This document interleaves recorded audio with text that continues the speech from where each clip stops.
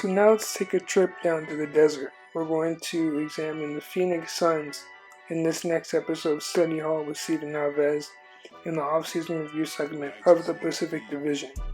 The Suns are the last team on our Pacific Division list, and we're going to examine how they want to turn a lackluster season last year into building blocks for the future going forward. So let's dive into what they did last year and how they could improve. So now let's take a second to review the Suns season last year. When we look at their strengths, there weren't too many of them. Steals, second in the league with 9 per game. Free throw percentage, 13th in the league. And pace, 12th in the league. Then we get to weaknesses, and they were in abundance. Offensive efficiency, 28th in the league. Defensive efficiency, 29th in the league. They were not good on either side of the ball. Rebounding. In rebounds per game, they were 30th, and in rebound percentage, which shows you how many rebounds they were able to grab per possession, their percentage was 30th as well, so they were dead last. 3-point per shooting, also dead last in percentage, with 32.9% per game. And they were 28th in makes from behind the arc, with 9.6 per game. Fouls, they were tied for last, 23.6 fouls per game. Turnovers, second to last, 29th in the league in turnover percentage with 15.3% of their possessions all ending with turnovers. Protecting the paint, 30th in the league. They allowed 53 points per game by their opponents in the paint. And opponent second chance points, 30th in the league, dead last as well. 15.5 second chance points by their opponents per game, which also you can attribute part of that due to their lack of rebound. And last but not least, opponents fast break points and opponents points off turnovers, 26th and 29th in the league respectively. So what did all that lead to? All that led to a 19-63 record throughout the season, which obviously meant no playoffs and a high seeding in the lottery. So when we look at key storylines going into next season, Monty Williams has been brought in to be their new head coach. Williams is the former head coach of the New Orleans Pelicans, and as of his most recent effort, he was with the Philadelphia 76ers as an assistant. So that, coupled with Devin Booker beginning a 5-year, $158.3 million contract extension this season, is really what Phoenix has to look forward to in terms of the huge storylines that people are really aware of, right? Devin Booker is not a household name yet, but he's a name that definitely all NBA fans are aware of and that they're keeping their eye on. And he's looking to make a really big impact. And I think that the Suns think that they might have the next great young player and NBA star with Devin Booker.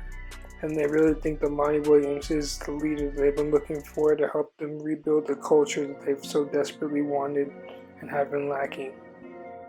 So now let's take a look at the returners for next year. The ones that stick out the most to me have to be Devin Booker, who was their star, is their future star. The Suns believe that he is their future centerpiece. He is the centerpiece right now, actually, I'd say, for them. They gave him a nearly $160 million extension for 5 years, which he's starting this year, as we just alluded to. And, they paired him with DeAndre Ayton. DeAndre Ayton was the first overall pick for the Suns last year. He had what I thought was a pretty good rookie campaign. He's looking to build on that. Strong, big, physical, 7 feet, 250, able to score inside and out. I think he needs to work a lot on his defensive timing and his ability to help out from the weak side. I think he's still a little bit slow in terms of catching up with the beat that the NBA comes with that's different than college. But I think he'll get it. And it's going to take some time, but he'll definitely work towards it. Two guys that I'm really excited for the Suns moving forward are Kelly Oubre and Mikal Bridges. Oubre got traded from the Washington Wizards last season, and I thought that trade really freed him up and allowed him to become a phenomenal player for the Phoenix Suns. I think that he is now, he didn't have the ability to show the creativity and how much he could really be valued on the offensive end when he was with Washington. But now being with Phoenix, he's able to do that, and he's shown that last season. And I think he was a huge re-signing for them this past offseason. Mikal Bridges, to me, has potential to be a future Defensive Player of the Year. Last year, he showed he was one of the best defensive players, not really just for his team, but across the entire league. And to be able to catch up with a defensive beat that he has so far, this young into his career, which, just like we talked about with DeAndre Ayton, it's not something that rookies and young people are able to really catch on to that quick. So for Bridges to be able to do that is really special and spectacular, and I think it's going to help him out a lot in the future. And he's really a good shooter as well. Tyler Johnson and Elliot Kobo are definitely going to be coming back. Johnson got traded from the Miami Heat to the Phoenix Suns last season, and he played a lot of minutes for them, especially with their depth problems that they had last year at the guard spot. So it's going to be interesting to see how he's going to be able to fit in next season with all the new guards they have coming in. Same with Elliot Kobo. So let's take a look at the new additions that the Suns picked up this past offseason. There's a lot of players coming into the desert next year, right? And what James Jones was able to do is he was able to bring in guys to fill in gaps around the team that, they still were able to fit with the centerpieces that he had before. Right, so you still talk about Booker, you talk about Oubre, you talk about Bridges, you talk about Ayton, and all these guys are going to be able to fit around them and be able to help them get better and vice versa. And what James Jones was able to do with that in that aspect is going to be huge for Phoenix moving forward from, as I said, a cultural standpoint. So let's look at the guards first. Ty Jerome and Jalen LeCue, both rookies. LeCue coming out of high school, and Ty Jerome is fresh off of a championship with Virginia. Ricky Rubio is a high-profile free agent.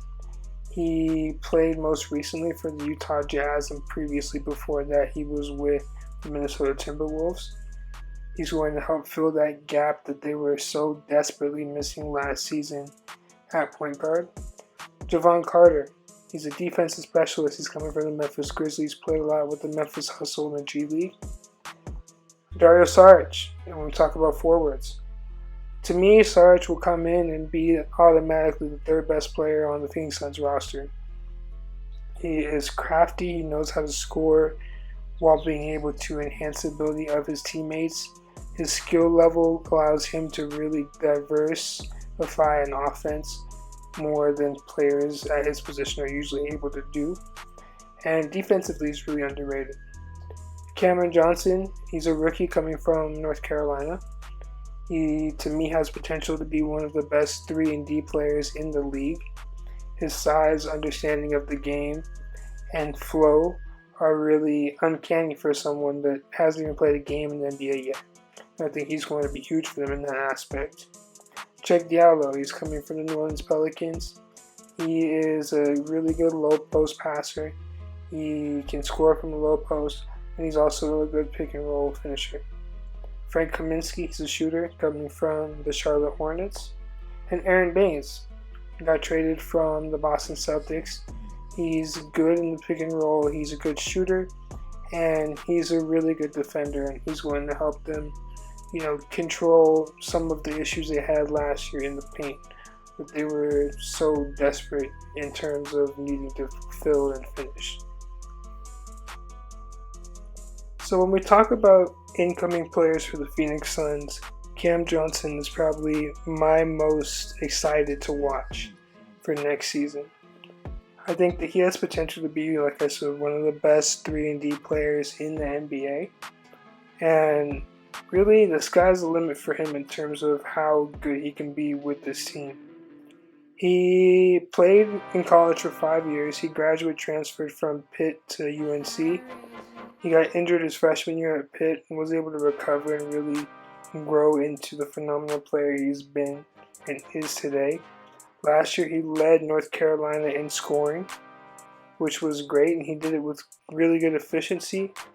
He was very patient. He knows how to score within an offense and how to get off shots from deep, long range. And it really helps out his teammates in terms of spreading the floor and having a dependable shooter. On defense, he's also very good at using his size to his advantage, which would really help him out a lot next year in the NBA, especially with bigger players than you have in college. Johnson was the 11th pick in this past draft class. That warrants a 4-year, $18.5 million contract for him with the Phoenix Suns. The Suns have the option of cutting that contract as soon as the 2021 season approaches if they feel like he's not contributing the way that they want him to. So that gives James Jones some insurance. And that's good with all rookies, right? You never know how these guys are going to pan out when it comes to playing against professionals every day. So being able to have that insurance to where if they're good enough, you can keep them on really a bargain deal on their rookie contract for 4 years. Or if you don't feel like they're really good fits to your organization, you're able to let them go in 2. So the first thing that really sticks out about Cam Johnson is his shooting ability. He may have been the best shooter in this past draft class, and he's shown it throughout multiple ways when he was at North Carolina. In almost 6 attempts, he shot over 45% from 3. And when you look at his spot-up shooting, by the statistics, he was in the 97th percentile in terms of scoring efficiently off of spot-up shots. So having a player like that you have to defend is really going to help spread the floor. It's just going to make things more dangerous for the Suns next season, especially with someone like DeAndre Ayton inside. And when you have Devin Booker trying to penetrate, having a player that you cannot help off of, like Cameron Johnson, that has NBA range, is really hard to guard. He's also very adept at running off of screens. He was in the 97th percentile as well, scoring off of screens. And he's really going to look to continue that next year, being able to get himself open and giving Phoenix Suns and Monty Williams just yet another weapon for them to hit on the perimeter. But what really makes him interesting offensively is he's kind of multifaceted. So he's able to also cut without the ball and really read space to get open and to move defenses. And that really helps out a lot because it makes it harder for the defense to know how to guard you. And he showed that last year with his offense being in the 98th percentile in general in terms of scoring efficiently in the nation. So then we talk about defense. Defensively, he's long, he's big, he's 6'8", with a 6'10" wingspan. He knows how to guard players on the perimeter. He moves really quickly laterally, and that's going to help a lot.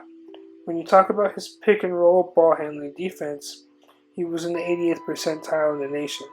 And defense in general, he was in the 89th percentile in the nation. But being able to guard players on the perimeter in pick and rolls, especially with someone his size, is an invaluable thing that all coaches and GMs really covet. And I think he's really going to use that as a staple for making a long career in the NBA.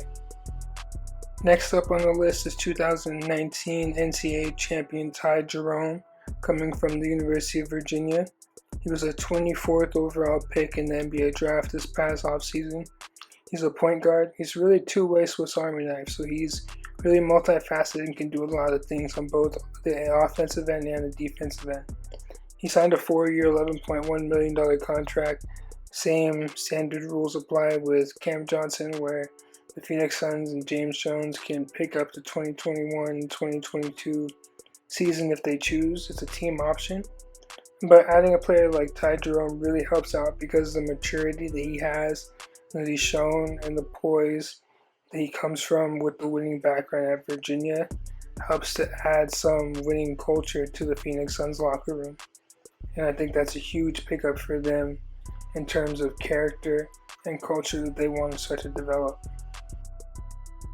So there's definitely a lot of things to like about Ty Jerome's game. First thing that really stood out to me is his shooting ability.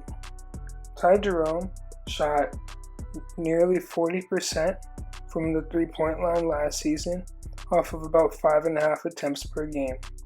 When you look at his statistics, he was in the 99th percentile in making spot-up shots and scoring off of spot-up opportunities. He really took advantage of it. And for a team that was dead last in three-point percentage, having someone like Ty Jerome, adding Cam Johnson, they're really going to help spread the floor and keep the paint not as shrinked as it would have been last season. He's also very good at using his ability to get to the rim and read the defense when he knows someone's coming for him. So what I really like about Ty Jerome is his pick and roll ball handling ability. He has good size and he has good vision. He's able to score all three levels off of pick and rolls. He can score from mid-range, he can score from three, as you just saw. He's also able to get to the rim off pick and rolls. And that's something that's really going to help him out a lot next season, because he's going to have a lot of bigs and players that he can work off of that are good pick and roll finishers, but that will also help him create some space for his own game. So passing is also something that was really good for Ty Jerome. When you look at his points per possession, which include his assists, he was in the 98th percentile in the nation, off of either creating for himself or creating for teammates altogether. He's a special passer. He knows how to read situations the right way and find guys in open crevices. And with the finishers he's going to have next year, it's going to really be special for him to be able to take advantage of their abilities to finish strong at the rim or to shoot the three. His pick and roll defense is also very good. He was in the 91st percentile in pick and roll defense in the nation. His pick and roll defenses really stem from his size. He's really a 6'5.5" point guard, and he has a 6'4" wingspan. So his wingspan's not ridiculously long for his height, but for his position, he's huge, and he's able to really get into people and force them to create turnovers. The last rookie we have on the roster is Jalen LeCue. LeCue is a point guard. He's coming from Brewster Academy in New York.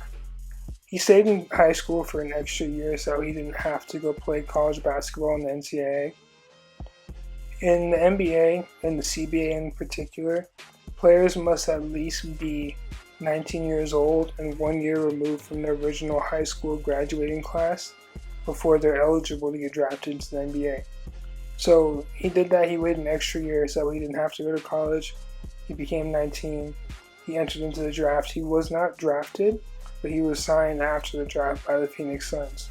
Now I'll show you why in a second, but when you look at Jalen LeCue, the first thing that you notice is he's a freak athlete. His athleticism is off the charts. He uses it at both ends. He's 19, he's still young, so he's still trying to figure out the game, but his athleticism is off the charts. And that earned him a 4-year, $6.1 million contract with the Phoenix Suns. So when you look at Jalen LeCue, he's a freak athlete. At the NBA Combine, he had the highest vertical leap with 43 inches. Right, so out of every player that got drafted that got measured for the vertical leap, he was at the top. And he's aggressive and likes to get to the rim and finish at the rim every time. And being a 19-year-old player that has that level of aggression and is that willing to sacrifice their body to go through traffic to try to get a layup or a dunk consistently, it's something special, because not a lot of players want to take the beating that it takes in the NBA to get to the rim to finish. A lot of players like to focus on shooting threes and doing that type of stuff, and he's not one of those players. He's also very good at using his athleticism on the defensive end. He still needs to kind of learn how to, really play at the NBA level in terms of having the right feel for the game on both offensive and defensive sides of the floor.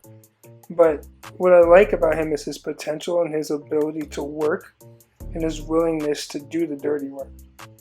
And I think that's going to help him out long term, because coaches are going to see that and they're really going to want to work with him. And I know Monty Williams for sure is going to be someone who's going to value that in him and is going to be able to use him to grow with the team moving forward. Financially, for the Phoenix Suns, Ricky Rubio was their biggest signing. He signed a 3-year, $51 million contract, and he's a point guard coming from the Utah Jazz. His specialty is passing, and we're going to get into that right now in terms of what he's able to do. Out of pick and rolls, he's a really good passer, but the rest of his game is pretty limited, especially from scoring out of pick and rolls, which he really has trouble with. So let's take a look at what Ricky Rubio is going to be able to bring to the Suns next season. Ricky Rubio's biggest asset he's going to bring to the table is going to be as a pick and roll passer. He's a good passer inside off of pick and rolls and finding rollers going towards the rim. 65% of his passes came from inside the arc last year, and only 34.9% came from three. So I think the Suns are really going to want him to be able to even that out a little bit more, be able to kind of utilize those shooters and get them open, especially since they had so much trouble with that last season. But in terms of finding people and getting them open, Ricky Rubio is definitely one of the best in the business. Now here comes my concern with Ricky Rubio. He's not a good scorer off of pick and rolls. So when he does pick and rolls, you really know he's going to be efficient at doing one thing, that's going to be passing. He's not good at finishing his shots off of pick and rolls. He's not the best at really reading situations on how to be able to take good shots and finish them off of pick and rolls. So I think what he's going to need to want to work on this offseason going into next year, I'm sure Monty Williams and James Jones will touch, is his ability to become a threat scoring the ball after getting a pick set for him. Because the defenses are going to start to really key in on that, and they're going to start focusing on more guys like Devin Booker, like DeAndre Ayton. It's just going to make his passing abilities even harder. So to make the game easier for himself and for his teammates, he's going to want to be able to finish these shots. When I look at Dario Saric, I look at someone who has the potential to be the third best player on the Phoenix Suns roster after Devin Booker and DeAndre Ayton, starting from opening night. He's a power forward who got traded from the Minnesota Timberwolves. He's on the 1-year, $3.4 million contract that's left over from his old team. He's a pick and roll finisher and defender. And I think next year he's going to be able to really add an impact to the Phoenix Suns that they've been missing for so long. You know, having Dragon Bender in there at the 4 like they've tried to do didn't work. But now you add in Dario Saric, you have a player who is really versatile on the offensive end, can do a lot of things that players at his position really aren't able to do. But he's also a good two-way player. He can play some defense off of pick and rolls. He's a really good rebounder. So I think he's going to help them out a lot next year, and we're going to get into a little bit more as to why. But I'm excited to see his impact he's going to have next year in Phoenix. Dario Saric's ability to play out of pick and rolls is really unique. He can do everything, and because of that, he was in the 86th percentile as a big in terms of scoring off of pick and rolls. He can shoot the ball very well, which really helps open up the floor for players he's playing with and give ball handlers another option in terms of someone they can deliver the ball to. He's also very good and underrated when it comes to being able to roll to the rim. He rolls hard to the rim, he can slip to the rim, he does a lot of stuff that really makes his game very versatile as a pick and roll big man, and he's very good at it. And as you can see here, he's really creative when it comes to finding ways to score the one dribble pull-up off of the pick and pop. He's very good at finding ways to get the ball in the hole. Dario Saric is also a really big threat in transition. Not only can he finish creatively at the rim, but he's a very good shooter, as we just went over, which makes him a threat. He runs the floor very well, and he's skilled enough to handle the ball in transition if you need him to. And that really helps out a lot, because it lets other people go get open.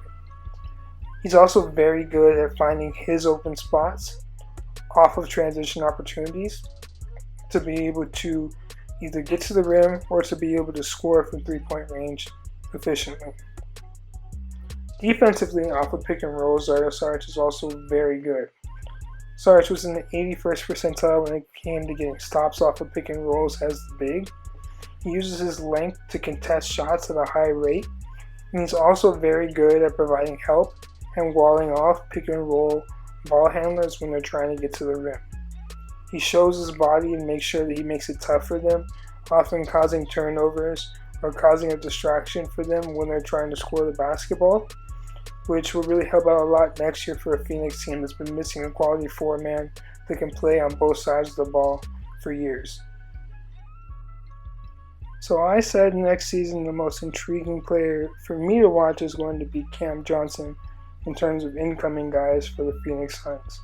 But if I'm James Jones and the Phoenix Suns front office, Aaron Baines has to be the best pickup you made all summer. And the reason why is because he really fills a lot of desperate gaps that they had last season that they had no answer for. When you look at a team that's 30th in the league in rebounding, 30th in the league in rebounding percentage, 30th in the league in points in the paint scored by opponents, that's horrendous when it comes especially to defense. And Aaron Baines is a guy that knows how to fix those problems. He at least gives them an option, right? He's not going to start because you're going to have DeAndre Ayton starting. But when you have to go against players like Joel Embiid or, like Anthony Davis, I'm not saying he's going to be able to stop them, but he has the best chance of anybody on your entire roster at slowing them down. And that's something that the Phoenix Suns definitely did not have at all last season. So it's going to be really interesting because he's going to fill so many needs and gaps, both on the offensive, but mainly on the defensive end, that's really going to help them out next season. Having a player like Devin Booker that takes as many shots as he does really makes you want to have a dependable offensive rebounder on the floor, and that's Aaron Baines. Last season, he averaged 3.9 offensive rebounds per 36 minutes, and when you look at his scoring categories, the second most amount of points he scored all year came from offensive rebounds and putbacks. So he's definitely going to be a great aspect for them in terms of that, first and foremost. What he's really good at doing also is stretching the floor. Aaron Baines is a dependable shooter from long range, and he keeps the defense honest. You know he's going to knock down threes at a good rate, so you have to make sure you close out on them. And what makes him really dangerous is he's not just good at knocking down spot-up shots, he's also good at popping off pick-and-pop situations.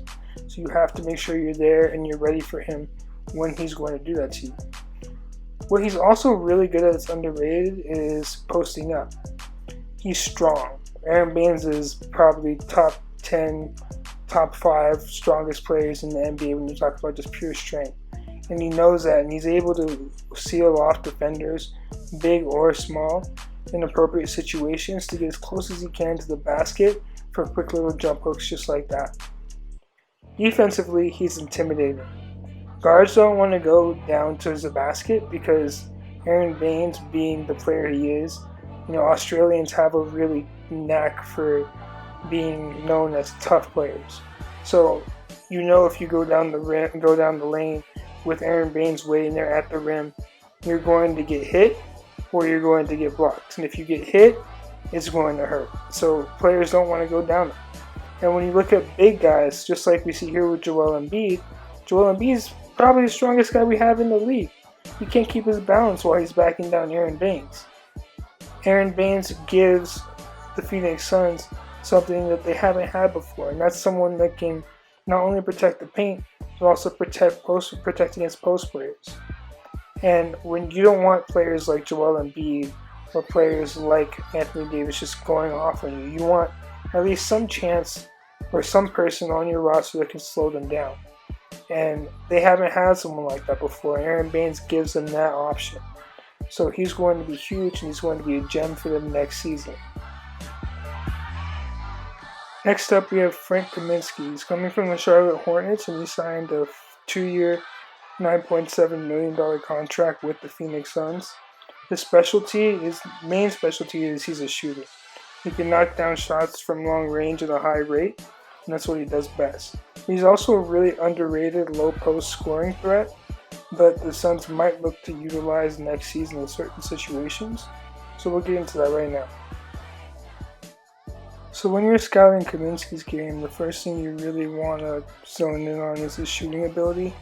He shot the ball at 36% last season from behind the arc for the Charlotte Hornets. It's his bread and butter. He's going to do it to you every time. That's what he's there for.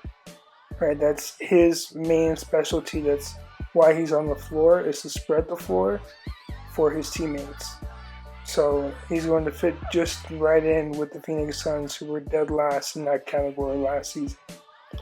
But what he's really underrated at doing is finishing in the low post.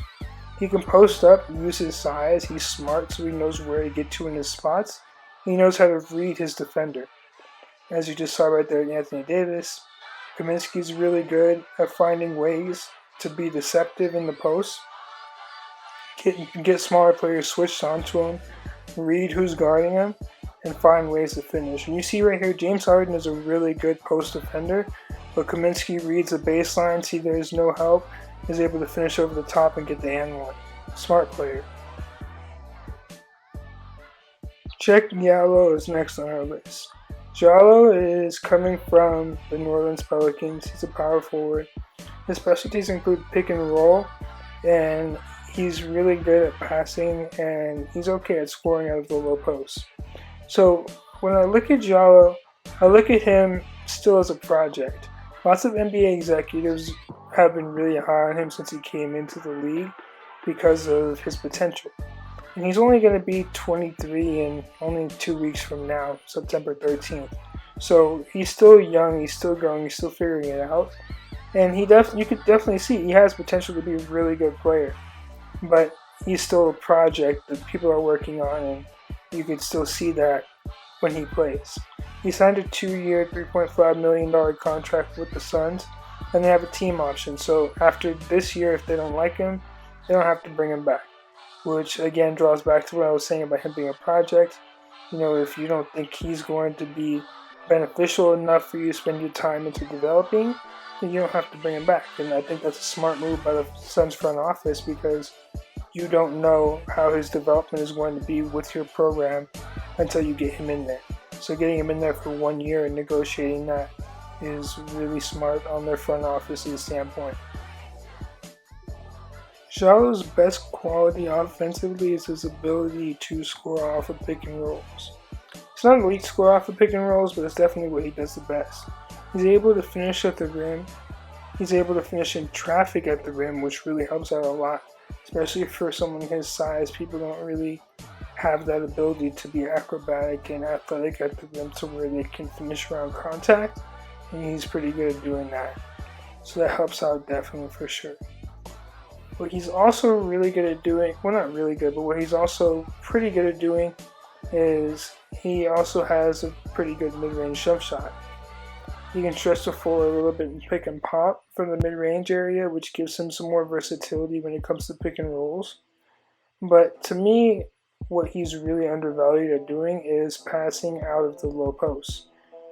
Diallo is very good at finding teammates that are open when he's backed up in the post. He can hit teammates from 3, he can hit cutting teammates. He has good vision from all over the court, even on the weak side, and it makes him very dangerous in that aspect. He's still growing as a post scorer, but he's pretty efficient at doing that right now as well. He has a good hook, and he's able to read the defense well, which is, like I said, with his passing. But offensively, when he wants to score also, he's able to use that same ability to read the defense, find open spots, and get his shots off. Last but certainly not least, we have Jevon Carter. He's a defensive specialist that was traded from the Memphis Grizzlies to the Phoenix Suns. He's a point guard. He spent a lot of time last year in the G League, his rookie season, but he also played some in the actual NBA. And he is a hound when it comes to getting in players defensively, pressuring, giving his effort. He's one of those guys that you want on your team, because you know, even if he doesn't play, he's going to challenge your players in practice every single time.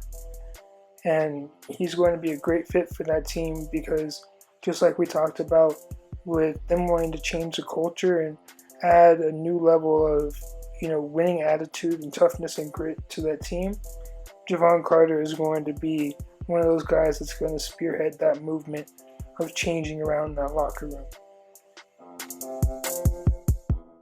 Jevon Carter is a defensive specialist.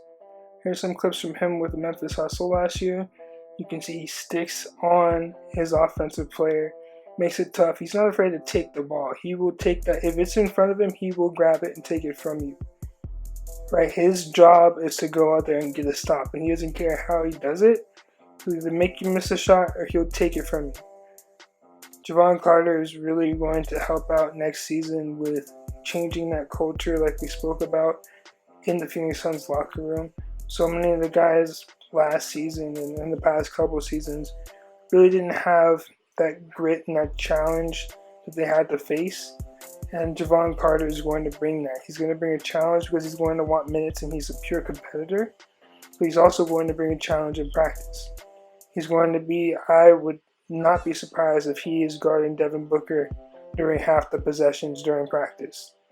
Right? He's going to make it tough for them, and he's going to make his teammates better because he's going to make them tougher. He's going to make them have to deal with so much stuff that they're not going to have to deal with during games most of the times. So that when they play, it's going to be easier for them. And having a player like that on your practice court and on your team and in your locker room is definitely invaluable. So now let's go ahead and look at the grade we're going to give the Phoenix Suns for this past offseason. In my opinion, I feel like they added a lot of players that are going to help change the culture of their team. They only won 19 games last season.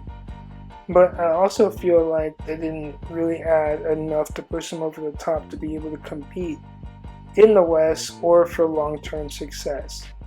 Right? So I gave them a C+. And the reason why I gave them a C+, like I said, is I feel like they did above average. I feel like they did good. You know, adding Aaron Baines was a huge pickup. You had so many gaps last season, you can't fill them all. That's not going to happen in one off season. But I feel like the guys that they added are definitely going to help fill some of those and bolster them up. And you don't know what Monty Williams and James Jones have cooking for this season. There could be more trades later on down the line. They could be expecting to keep the same roster and move forward with it. And who knows, maybe with the maturation that Devin Booker might have had this past offseason, same with DeAndre Ayton, that they might be ready to be a force and they might be able to try to make a playoff push. Personally, I feel like it's going to be tough for them to get into the playoffs this year. So many good teams in the West yet again. And I don't feel like they've made enough moves to put them over the top as a good enough competitor to be able to compete for one of those top 8 spots. I would have liked to see them try to go after Mike Conley. I know he went to Utah. They picked up Ricky Rubio, which I think will be a good pickup for them. I don't know if I can say great because of his ability to, he's really going to be just strictly a passer inside for them. But they're going to want someone who's going to be able to utilize more of their shooters and be able to really be more of a threat coming off of those pick and rolls. So I don't know what Ricky Rubio is going to do as much with Devin Booker handling the ball as much as he will be. Ricky Rubio is not a very good three-point shooter. So having Devin Booker handle the ball as much as Devin Booker likes to handle the ball will make Ricky Rubio play off the ball, and I don't really see too much of a value, especially for a $51 million contract in someone that really can't fit in as well as you'd want him to into that system. But with all things aside, Aaron Baines was a fantastic pickup for the Phoenix Suns. I think they did amazing with that. Dario Saric will be amazing for them as well. Drafting Cam Johnson and Ty Jerome were huge. Cam Johnson has a lot of potential in this league, and I feel like he'll be around for a long time. Same with Ty Jerome. Ty Jerome reminds me a lot of a player named Grievous Vasquez. He used to play in the NBA, and he was very good when he played. I think it's going to be a similar aspect with Ty Jerome. So I'm interested to see what they're going to be able to do. I don't think I can give them a B because I don't think they really did anything that was able to, at least one move that really pushed them over the top. But I do feel like they did better than that average team, and I definitely would give them a passing grade for this past offseason. Thank you so much for finishing this segment of Study Hall with Steven Alves, where we went over the Pacific Division. It was fun going over the Phoenix Suns, and I'm looking forward to doing more divisions and more teams before the season starts to try to cover as many of them as possible. Please make sure you like, comment, and subscribe to all this stuff. Make sure you go and follow me on all my social media accounts. And let me know what you guys think about these. Let me know about your thoughts. I know a lot of people have been commenting recently, and I really love it. So let me know how you guys are liking what I'm telling you, the facts I'm giving you, my opinions. Let me know yours. I'd love to know what you guys are thinking as well. So thanks, and I look forward to doing more of these.